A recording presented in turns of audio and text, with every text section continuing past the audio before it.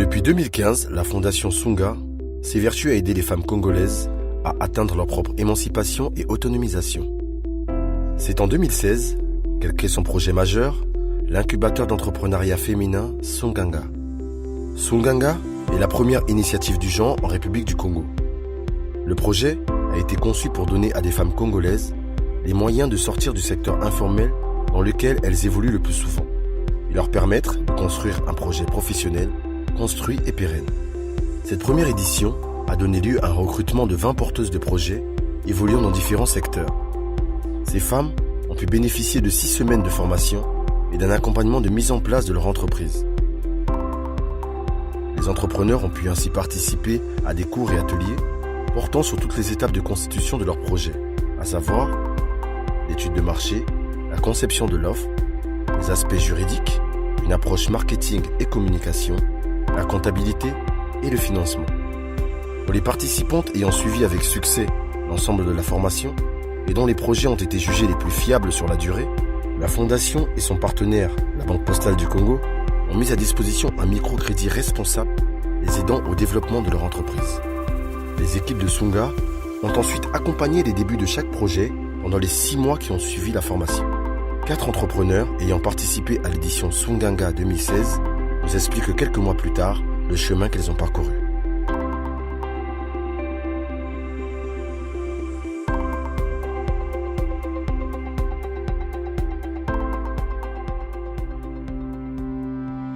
Je m'appelle Margaret, j'ai une agence de communication qui s'appelle Be Lucky. C'est une agence dans laquelle je propose différents services, tout ce qui est communication, marketing, impression, conseil en événementiel et le 5e volet, c'est l'accompagnement en recherche d'emploi. Donc Be Lucky en anglais ça veut dire sois chanceux, être chanceux, donc j'ai fait le choix d'un nom positif pour ma société pour attirer le maximum de personnes. J'ai fait le choix d'entreprendre au Congo-Brazzaville car je pense que mes compétences et mon expérience acquise à l'étranger dans la communication pouvaient être plus utiles ici, étant donné que le secteur de la communication reste quand même peu développé. Quand je suis arrivée au Congo, je me suis aperçue lors des entretiens professionnels où j'ai reçu environ une 60aine de personnes qu'ils étaient souvent très peu préparés à l'exercice de l'entretien professionnel. Donc je me suis dit que je pouvais me rendre utile en leur donnant des conseils, d'où la naissance de mon projet d'accompagnement en recherche d'emploi. Il faut tenir compte aussi du fait que les 15-29 ans représentent 51% de la population active et que parmi eux, il y a 25% de chômeurs.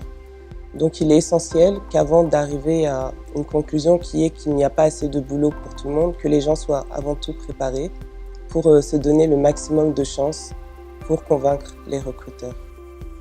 Le processus de recrutement se passe en différentes étapes qui vont aussi bien de l'aide à la rédaction du CV qu'à la lettre de motivation et également des conseils en images, des simulations d'entretien afin de permettre aux candidats d'être préparés pour le réel entretien. Il est important que la jeunesse sache qu'on représente l'avenir du Congo. Donc chacun doit être en mesure de connaître aussi bien les avantages qu'il y a à être en mesure de se vendre dans le cadre de la recherche d'emploi, plutôt que d'attendre et d'espérer obtenir un emploi. J'ai connu le projet Sunga grâce à une rencontre avec un consultant qui me donnait des conseils sur ma future création d'entreprise.